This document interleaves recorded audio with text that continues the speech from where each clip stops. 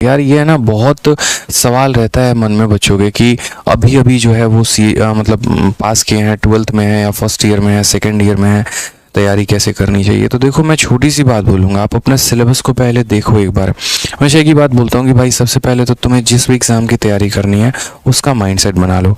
CHSL का तैयारी करना है, CGL का करना है, MTS का करना है, या फिर एक नॉर्मल तैयारी करनी है और कोई भी गवर्नमेंट एग्ज़ाम अपॉर्चुनिटी देके निकाल देना है, ये देख लो पहले।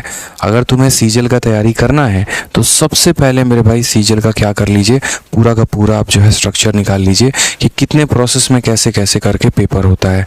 आपका Tier 1 हो गया, आपका Tier 2 हो गया, उसके बाद आपका जो है वो टाइपिंग हो गया, ठीक है, सभी चीज़ों का बढ़िया तरीके से। फिर उसके बाद उनका सिलेबस आप देख लो एक बार कि आपका मैथ्स का सिलेबस कितना है, रीजनिंग का सिलेबस कितना है, इंग्लिश का सिलेबस कितना है। उसके बाद आप उसमें ये देखा करो कि जो भी आपका सिलेबस है उसमें से क्या कुछ आता है और नहीं आता है, ठीक है। अगर ज़रूरत पड़े तो एक बार अपना कोई भी एक प्रीवियस ईयर का कोई पेपर उठा के देख लो, ठीक है, क्योंकि बहुत ऐसे बच्चे होते हैं जो थोड़ी बहुत चीज़ें उनकी बेहतर होती हैं। तो इसलिए मैं यहाँ बोलूँगा कि एक बार देखना बहुत ज़रूरी है ताकि पैटर्न से आप अपने आप को एनालाइज कर पाएँ। अब मान लीजिए कि आपने यहाँ देख लिया कि सर ये हमारा जो है पूरा का पूरा स्ट्रक्चर है, ये हमारा पूरा का पूरा सिलेबस है और ये सिलेबस हो गया हमारा पूरा का पूरा सर। अब इसके बाद निकाल भी लिया, जान भी लिया क्या है। मैं अगर अपनी तैयारी की आपको रणनीति बताऊं कि मैंने कैसे शुरू किया था और कैसे जाना था, तो मेरे भाई मैं आपको बता रहा हूँ, मेरे गाँव के 2 लोग, ठीक है, मेरे रिलेशन में ही मेरे अंकल लगेंगे, वो और एक भैया हैं, वो दोनों के दोनों आए थे दिल्ली में तैयारी करने और एक कोचिंग में वो तैयारी करने जाते थे। उस समय ऑफलाइन में कोचिंग हुआ करती थी, बढ़िया नाम था, ठीक है। तो वहाँ वो जाते थे तैयारी करने। अब जब वहाँ वो तैयारी करने जाते थे ना, तो वो मॉक टेस्ट वहाँ का लेकर आए थे, जो संडे को उन कोचिंग इंस्टीट्यूट में जो टेस्ट होता था। तो उस टेस्ट को मैंने जब देखा ना, उस समय ग्रेजुएशन के फर्स्ट ईयर में था सॉरी। तो मैंने जब उस टेस्ट को देखा वहाँ पे, तो मुझे लगा यार ये क्वेश्चन है ना, हो सकते हैं। इंग्लिश मेरे पल्ले पड़ नहीं रही थी, मैथ्स ये था कि हाँ कुछ सवाल मैं बना पा रहा था, रीजनिंग में बना पा रहा था। उस समय ऐसा TCS वाला भौकाल नहीं था कि इस लेवल का पेपर पूछा जाएगा, ऐसा लेवल होगा, हार्ड होगा, ऐसा नहीं था, थोड़ा आसान था उस समय का। मतलब ज़्यादा नहीं, आज से 3 साल पहले की कहानी बता रहा हूँ, ठीक है। तो पेपर देखने के बाद मुझे लगा यार गवर्नमेंट जॉब आराम से हो सकता है। फिर उसके बाद है ना, उन इंस्टीट्यूट ने एक पैम्पलेट दिया था, वो बड़ा शानदार था यार, मतलब बड़ा अच्छा लगा मुझे देख के। उसमें क्या था कि जब आप वो सारे मतलब एक तरीके से जो जो एग्ज़ाम होते हैं, जैसे दिल्ली पुलिस का CPO होता है, उसके बाद आपको ट्रैफिक पुलिस का पेपर होता है, कांस्टेबल का पेपर होता है, तो उस सभी पेपर का वो दिया गया था स्ट्रक्चर कि इसमें Tier 1 था, Tier 2 और ये सारी बातें करके, और उनका सिलेबस दिया गया था। तो उस चीज़ ने है ना मुझे काफ़ी मोटिवेट किया कि यार असल में क्या होता है, आप एकदम बेसिक बच्चे की तरह सोचो।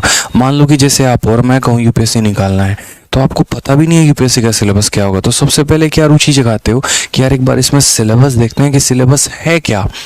समझ गए बात को, सिलेबस की जानकारी हो जाती है, तब देखते हैं हमारे बस की बात है भी या नहीं भी है, या हमें किसी और एग्ज़ाम को ट्राई करना चाहिए। तो वो सिलेबस देखने के बाद मुझे कॉन्फिडेंस आ गया कि हाँ चीज़ें हो सकती हैं, मैं कर सकता हूँ आराम से।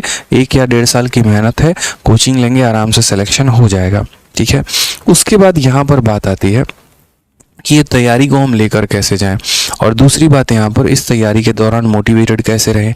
तो हमने CGL में जो है पूरा एक mrunal.org करके एक वेबसाइट है, उसमें सारे के सारे पोस्ट डले हुए थे कि एक्साइज इंस्पेक्टर का पोस्ट है, इनकम टैक्स का पोस्ट है, इसका पोस्ट है। वो मुझे देख के और फैसिनेटिंग लगा कि यार यहाँ पर जो है, ठीक है, इससे और बेहतर हम कर सकते हैं।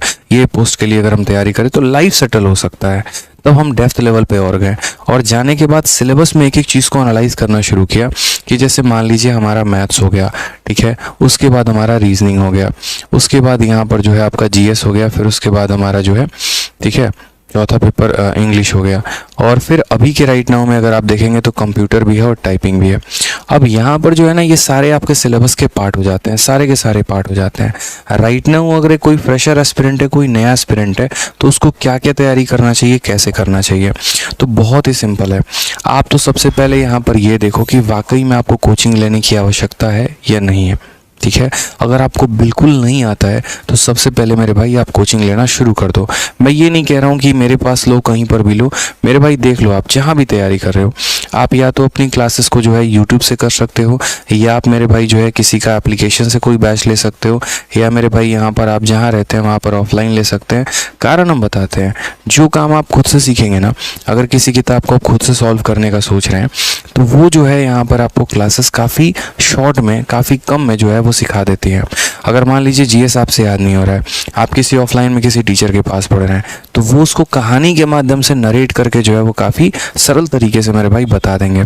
इससे आपका फ़ायदा यहाँ पर ये हो जाएगा कि आपका जो सिलेबस है वो काफ़ी कम समय के अंदर पूरा होता चला जाएगा, ठीक है। तो एक तो आप अपनी क्लासेस एक तरफ शुरू कर दो, दूसरा यहाँ पर ये ध्यान रखो कि जब भी टीचर पढ़ा देते हैं तो उसकी मेरे भाई रिवीजन किया करो यहाँ पे, ठीक है।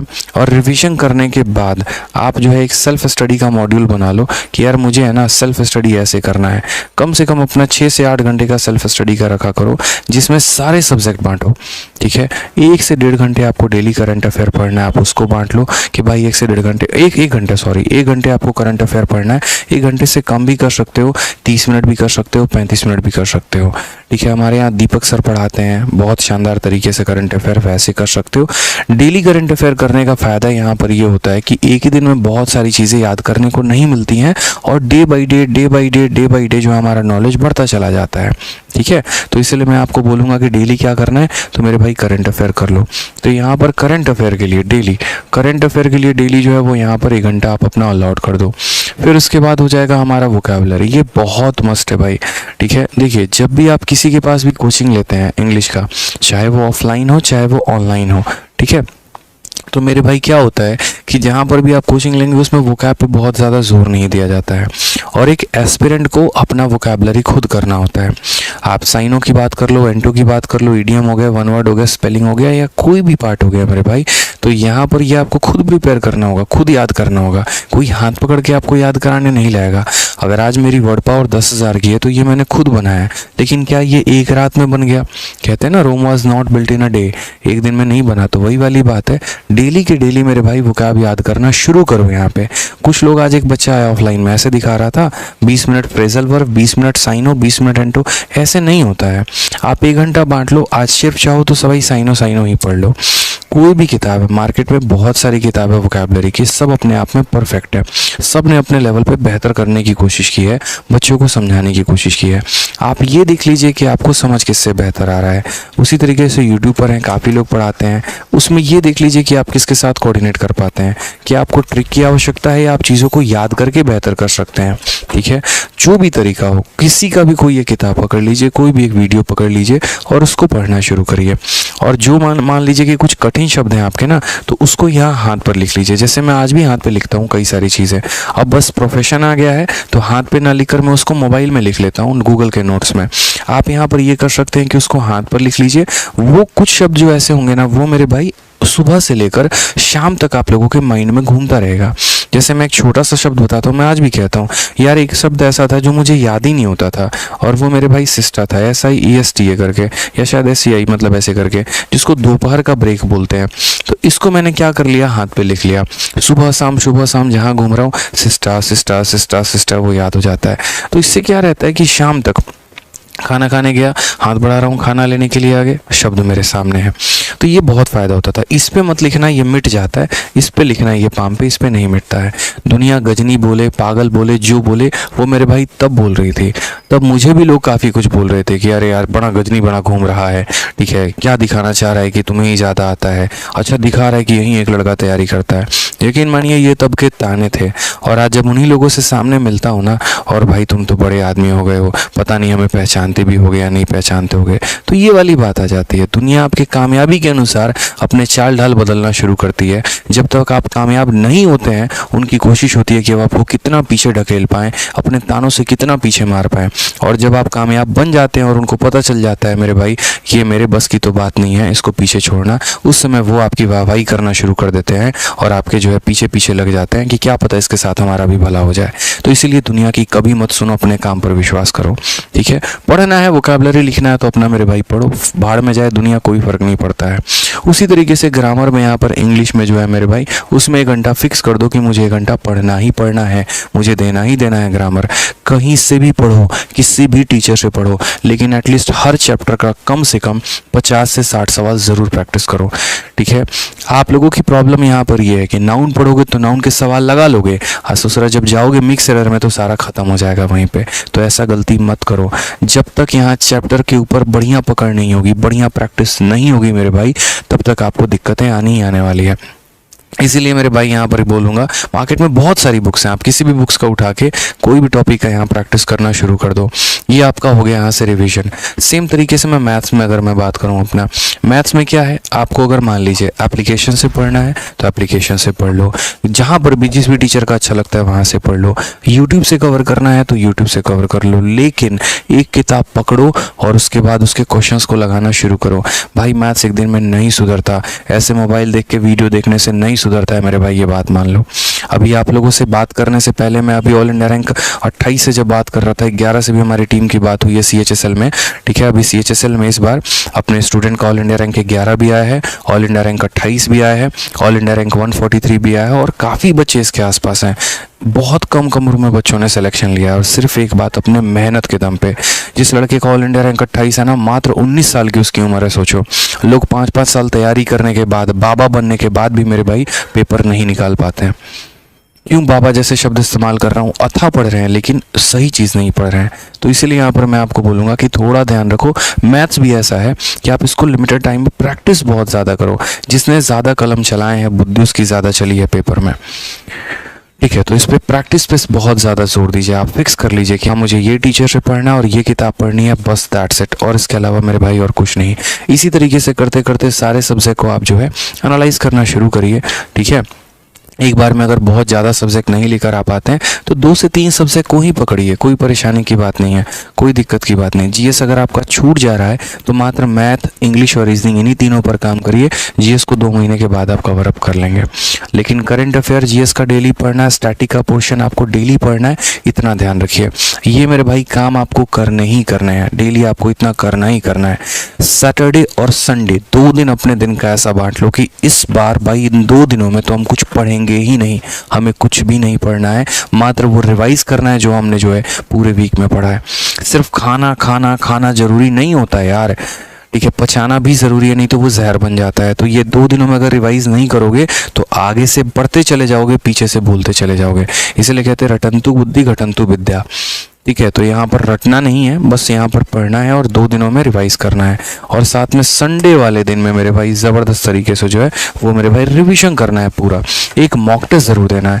देखो यार, मॉक टेस्ट में तुम्हारे कम नंबर आए, मॉक टेस्ट में तुम्हारे ज़्यादा नंबर आए, क्या है, कोई फ़र्क नहीं पड़ता है। बस मेरे भाई इतना बोलूँगा, मॉक टेस्ट ज़रूर देना, ठीक है। उसमें ये तो पता चलेगा ना यार, एक मोटिवेशन मिलता है आपको। पता है ये मॉक टेस्ट से मैं कई बार कहता हूँ, क्या होता है, मान लीजिए कि बच्चा है, ठीक है, उसके मान लो 60 नंबर आए। अब मेरे भाई 60 नंबर आए, एटलीस्ट उसको इतना तो पता चलेगा ना उसका लेवल क्या है, उसको कहाँ तक जाना है, कितना कुछ उसको सीखना है, ये बताओ पहले, ठीक है। आपको ये तो पता चलेगा कि आप भ्रम में जी रहे हो कि आपको जीएस आ रहा है और आपका जीएस खत्म हो गया है, नील बट्टे सन्नाटा हो गया है, आपको कुछ नहीं आ रहा है।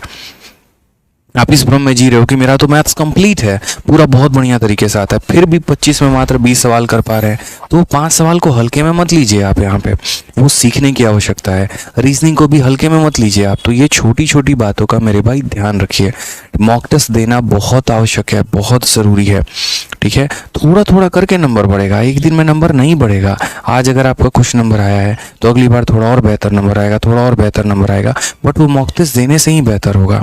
समझिए इस बात को यहाँ पे, ठीक है। तो मॉक टेस्ट देने से अच्छा, मॉक टेस्ट एक और रिमाइंडर का भी काम करता है, अलार्म का भी काम करता है कि भाई तुम्हारा इतना सिलेबस जो है वो बाकी है, इतना भी तुम्हें करना ज़रूरी है। तो वो कांस्टेंट पुशअप देते रहता है, क्योंकि आपकी तैयारी में आप ऐसे समझ लीजिए कि जो जो हैं सो आप ही हैं। अगर मैं एक मिडिल क्लास फैमिली से हूँ तो मेरे माँ बाप को इतना नॉलेज नहीं है कि वो मुझे गाइड कर पाए, मेरे भाई के पास इतना नॉलेज नहीं है कि वो मुझे मेरे भाई गाइड कर पाए, यानी मुझे गाइड कौन करेगा? तो मैं खुद ही यूट्यूब से, बाकी टीचर से थोड़ा थोड़ा जो है वो नॉलेज लेके एक्यूमुलेट करके उसके आधार पे आगे बढ़ूंगा। तो इन छोटी छोटी बातों का मेरे भाई ध्यान रखो, बेहतर कर लोगे। समझ गए? यहाँ पे जिन्होंने इंस्टा पे फॉलो नहीं किया है तो मेरे भाई आईडी है मेरी, देखो यहाँ पर मैं लिख देता हूँ, यहाँ पे वहीं से लाइव आएंगे, इंस्टाग्राम से लाइव आएंगे। आदित्य हो गया, ठीक है, 1 2 3 3 बार अंडरस्कोर, और ये मेरे भाई रंजन हो गया। फॉलो कर लेना यहाँ पे, ये हमारा इंस्टा आईडी है, ठीक है, बिल्कुल। और यहीं से आपको लाइव मिला जाएगा, ठीक है। चलिए, तो खुश रहिए, मस्त रहिए, ध्यान रखिए। आज के लिए इतना काफ़ी है। वीडियो कैसा लगा कमेंट बॉक्स में ज़रूर बताएं, ठीक है। चलो, ध्यान रखो भाई मेरे अपना। Love you all, take care, bye.